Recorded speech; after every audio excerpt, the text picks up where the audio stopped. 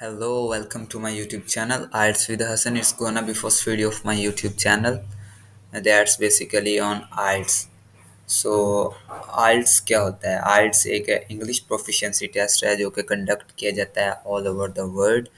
ये आप अगर इमिग्रेशन स्टडी और वर्क पर्पस के लिए अब्रॉड मूव करना चाहते हैं तो आपको ये टेस्ट क्लियर करना आपके लिए मस्ट है। अगर आप किसी कंट्री में वर्क वीज़ा के लिए अप्लाई करना चाहते हैं या आप अपनी फर्दर स्टडीज़ के लिए जाना चाहते हैं तो आपको आइल्स का टेस्ट क्लियर करना पड़ता है। इसका डिफरेंट क्राइटेरिया होता है, बैंड स्कोर, वो आपकी स्टडी पे डिपेंड करता है।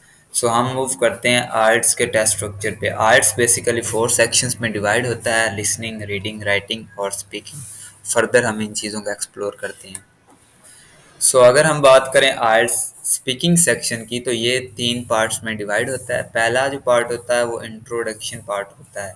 इसमें वो एग्जामिनर जो आपका होता है वो आपको क्वेश्चंस करता है, आपके आपकी पर्सनल लाइफ पे आपको कर सकता है, आपके पर्सनल क्वेश्चंस करेगा, आपके डेली लाइफ पे, होम टाउन हो सकता है, आपकी हॉबीज़ हो सकती हैं, आपके एजुकेशन के रेलिवेंट सो ऑन।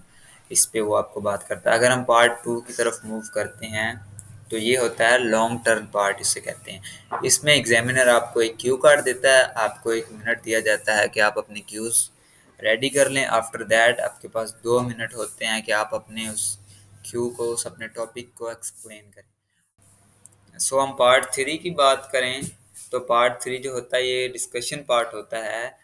इसमें एग्जामिनर आपको क्यू कार्ड्स के रेलिवेंट आपको क्रॉस क्वेश्चनिंग करता है। आपको ऑलमोस्ट 40 सेकंड्स के लिए इसका आंसर देना होता है। आपने 40 सेकंड्स मिनिमम आपने इन क्वेश्चंस के ऊपर बोलना है। आफ्टर दैट आप मूव करते हैं आइल्स लिसनिंग सेक्शन। लिसनिंग में ये 4 सेक्शंस के ऊपर मुश्तमिल होती है। इसमें डिफरेंट रिकॉर्डिंग्स होते हैं, इसमें मुख्तलिफ़ किस्म की कन्वर्सेशंस, लेक्चर्स इंक्लूड होते हैं जो कि आपके लिसनिंग की एबिलिटी चेक करने के लिए ये आपका पार्ट होता है कि आपकी लिसनिंग एबिलिटी कितनी अच्छी है। इसमें मल्टीपल चॉइस क्वेश्चंस हो जाते हैं जिसमें आपके डिफरेंट शॉर्ट आंसर क्वेश्चंस वो आपको कर सकते हैं। मैचिंग टास्क होते हैं, फिल इन द ब्लैंक्स होती हैं आपके आइल्स लिसनिंग सेक्शन में। इसके बाद हम मूव करते हैं आइल्स रीडिंग सेक्शन। इस सेक्शन को काफ़ी डिफ़िकल्ट माना जाता है लेकिन ये डिफ़िकल्ट होता नहीं है। इसमें आपका अंडरस्टैंडिंग लेवल अच्छा होना चाहिए, तो ये बहुत ही ईजियर सेक्शन माना जाता है।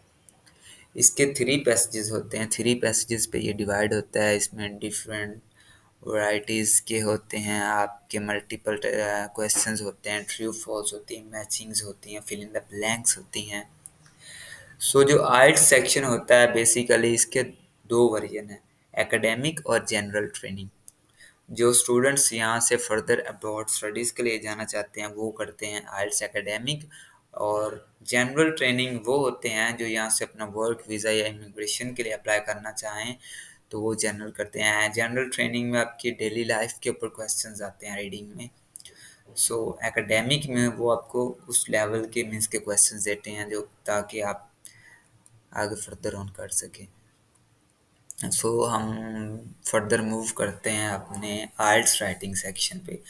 आइल्स राइटिंग सेक्शन में 2 टास्क होते हैं। टास्क 1 होता है, टास्क 2 होता है। टास्क 1 जो होता है ये एकेडमिक और जनरल ट्रेनिंग के लिए डिफरेंट होता है। देयरफॉर टास्क 2 जो होता है it's gonna be similar for academic and general training. जो एकेडमिक पार्ट 1 होता है इसमें डिफरेंट टाइप्स के ग्राफ्स होते हैं, चार्ट्स होते हैं, टेबल्स होते हैं जिनको आपने डिस्क्राइब करना था। देयरफॉर जनरल ट्रेनिंग में वो आपको लेटर दिए जाए, पर्सनल लेटर्स होते हैं। लाइक एज आपने किसी ऑर्गेनाइजेशन के लिए, किसी कंपनी के लिए आपने लेटर लिखना है, इसमें आपको ऑलमोस्ट 150 वर्ड्स लिखने पड़ते हैं। टास्क 1 का भी सेम ही सीन है, 150 वर्ड्स। उसके बाद टास्क 2 जो होता है ये एकेडमिक और जनरल ट्रेनिंग का सेम ही होता है। इसमें आपको ऐसे देते हैं, आपने अपने ऐसे को अच्छे से प्रेजेंट करना है, ऑलमोस्ट अपने 250 वर्ड्स के ऐसे लिखना है। और इसी तरह हमारा ये सेक्शन भी कवर होता है। फर्दर इन नेक्स्ट वीडियोस बनाऊंगा मैं इस चीज़ों पे, तो इनको हम अलग-अलग से मैं इनके ऊपर डिटेल्ड वीडियो बनाऊंगा आपको सारा कुछ। इनके साथ साथ मैं आपको इनके सैम्पल्स, इनके एग्जांपल्स भी आपके साथ समराइज़ करूंगा। इसके बाद हम बैंड स्कोरिंग की बात करते हैं तो आइल्स बैंड स्कोरिंग 1 से 9 होता है, जिसमें आप हम पाकिस्तान की बात करें तो यहाँ से आपको मिनिमम जो बैंड स्कोर है वो 6 बैंड स्कोर जो है वो एक्सेप्ट किया जाता है। आपका ओवरऑल 6 होना चाहिए, नो लेस देन 5.5। ये कॉम्पिटेंट स्टूडेंट एक आपकी रिक्वायरमेंट होती है। इससे 100 अगर आप लेते हैं तो आपके लिए वो काफ़ी बेनिफिशियल माना जाता है, लेकिन 6 बैंड स्कोर से कम जो है वो एक्सेप्ट नहीं किया जाता।